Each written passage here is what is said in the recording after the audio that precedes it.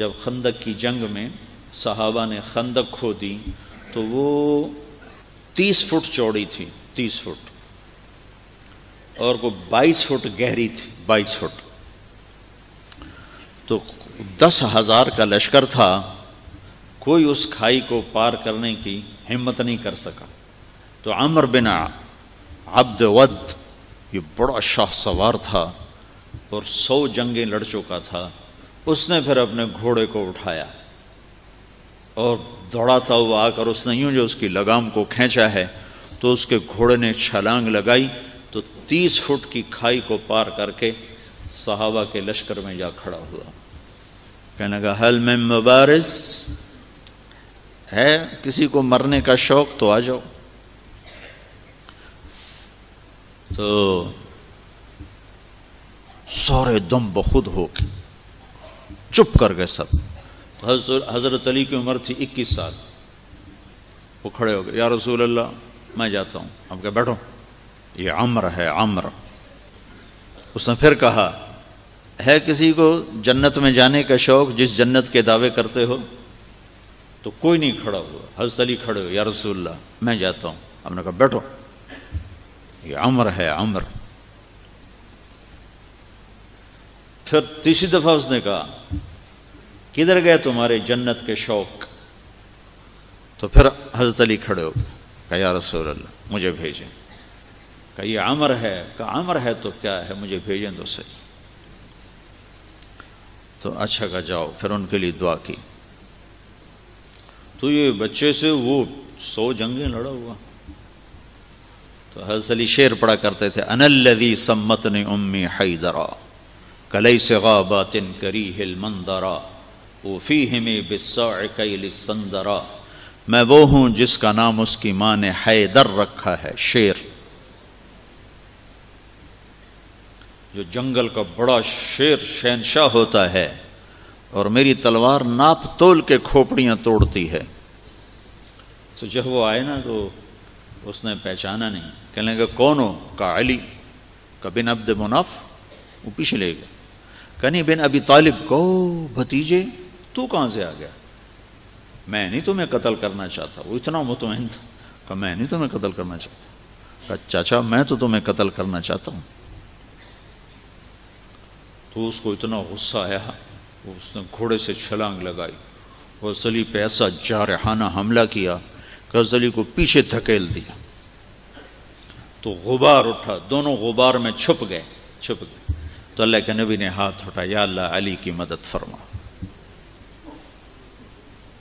تو اس نے تھوڑی دیر کے بعد اس نے جو وار کیا جو سر پہ لگا حضرت علی کے ترچھا، اور کندھے پہ آ کے لگا، کندھا زخمی ہو گیا. تو اتنے میں حضرت اللہ کے نبی کی دعا ہوئی، یا اللہ علی کی مدد فرما. تو حضرت علی نے بڑھ کے وار کیا، اس نے ڈھال پہ روکا. وہ ڈھال کٹ گئی، سیدھا اس کی کھوپڑی پہ لگا اور 2 ٹکڑے ہو کو نیچے گر گیا. حضرت حسن اور حسین بیمار ہو گئے. تو اللہ کے نبی خبر لینے آئے تو دونوں بچے بیمار تھے. تو آپ نے کہا حضرت فاطمہ سے روزے کی منت مان لو کہ اللہ تعالیٰ بچوں کو شفا دے تو ہم روزے رکھیں گے. تو دونوں میاں بیوی نے 3 روزوں کی منت مان لی کہ اللہ ہمارے بچوں کو شفا دے، ہم روزہ رکھیں گے. تو اللہ نے ان کو ٹھیک کر دیا. تو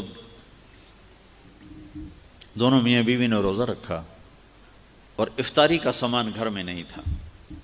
تو ایک یہودی تھا شمعون، حضرت علی اس کے پاس گئے. کہا کوئی مزدوری ہے؟ کوئی مزدوری ہے؟ کہاں ہے؟ یہ اون ہے، یہ صاف کر دو تو تمہیں جو دوں گا، کچھ جو دوں گا. تو وہ اون لے کر گھر میں آئے، حضرت فاطمہ کو دی کہ صاف کر. انہوں نے اس کو دوپہر تک صاف کیا، وہ واپس لے گئے. تو اس نے تھوڑے سے جو دے دے. تو انہوں نے پیس کے آٹا بنایا، کھانا بنایا، روٹی بنائی، سالن تو تھا نہیں. دونوں میاں بیوی افطاری کے لیے بیٹھے ہیں کہ دروازے پہ آواز آئی، مسکین ہوں اللہ کے نام پہ کچھ دو. تو دونوں نے ایک دوسرے کو دیکھا تو آدھی روٹی دے دیتے یا ایک روٹی دے دیتے، ایک خود آدھی آدھی کھا لیتے. دونوں روٹیاں اٹھا کے اس کو دے دی اور پانی پہ افطار کر لیا۔ رات کو بھی کھانے کو کچھ نہیں تھا تو پانی پہ کھجور پہ روزہ رکھا۔ اگلے دن پھر حضرت علی شمعون یہودی کے پاس گئے اور اس سے اون لے کر آئے۔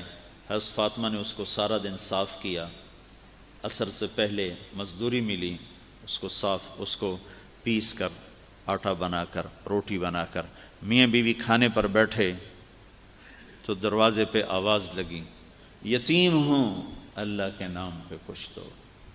تو دونوں نے ایک دوسرے کو دیکھا اور ساری روٹیاں اٹھا کر اس کو دے دیں اور پانی پہ روزہ افطار کر لیا۔ تیسرا دن آیا، پھر وہ مزدوری کر کے روٹی تیار کی اور افطاری پر بیٹھے تو دروازے پر آواز لگی، بدر کے قیدی اس دن آزاد ہوئے، بدر کے قیدی اس دن آزاد کیے گئے۔ تو ایک قیدی دروازے پر آ گیا، قیدی ہوں ابھی چھوٹا ہوں اللہ کے نام پہ کچھ دو۔ تو دونوں میاں بیوی نے دونوں روٹیاں اٹھا کر اس کو دے دی۔ 3 دن کے فاقے نے حضرت فاطمہ کو بستر پر گرا دیا اور بیمار ہو گئی۔ تو اللہ کے نبی حال پوچھنے آئے تو ان کے سینے پہ سر رکھ کے رونے لگی بیماری کی شدت سے۔ تو ان آنسوؤں نے جو آسمان میں ہلچل مچائی، جبریل قرآن لے کر اترا، وَيُطْعِمُونَ الطَّعَامَ عَلَى حُبِّهِ مِسْكِينًا وَيَتِيمًا وَأَسِيرًا انما نطعمکم لوجہ۔ پوری آپ کو سنو پیچھے سے، اللہ نے کیا عزت بخشی۔ پیٹ بھرنا تو جانور کا بھی کام ہے، پیٹ ہی بھرنا رہ جائے تو جانور انسان میں کیا فرق۔ ان الابرار یشربون من کاس کان مزاجها کافورا عینا یشرب بها عباد اللہ یفجرونها تفجیرا۔ یہ میرے بندے ایک دن آنے والا ہے وہ پئیں گے جس کا انہیں تصور بھی نہیں، کافوری شراب پئیں گے۔ پھر اب ان کی یوفون بالنذر، اپنی نظر کو پورا کرتے، وہ منت کا لفظ، اپنی نظر منت کو پورا کرتے ہیں۔ یوفون بالنذر ویخافون یوما کان شرہ مستطیرا، اور آخرت کے دن سے ڈرتے ہیں۔ اب ان کی یہ صفت ہے، وَيُطْعِمُونَ الطَّعَامَ عَلَى حُبِّهِ مِسْكِينًا وَيَتِيمًا وَأَسِيرًا، یہ خود بھوکے ہوتے ہیں، عَلَى حُبِّهِ، خود بھوکے ہوتے ہیں اور کھلاتے ہیں مسکینوں کو، یتیموں کو اور قیدیوں کو۔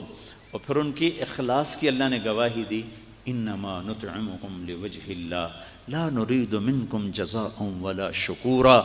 اللہ ان کے اخلاص کا گواہ بن رہا ہے کہ یہ کہہ رہے ہیں کہ ہم صرف اللہ کو راضی کرنے کے لیے کھلا رہے ہیں، ہم کوئی آہ واہ نہیں چاہتے۔ انا نخاف من ربنا یوما عبوسا قمطریرا، ہمیں اس دن سے ڈر لگتا ہے جس دن، جو دن بڑا خوفناک ہیبتناک ہے۔ پھر اللہ نے آگے بشارت دی، فوقاهم اللہ شر ذلک اليوم ولقاهم نضرة وسرورا وجزاهم بما صبروا جنة وحريرا متكئين فيها على الأرائك لا يرون فيها شمسا ولا زمهريرا ودانية عليهم ظلالها وذللت قطوفها تذليلا۔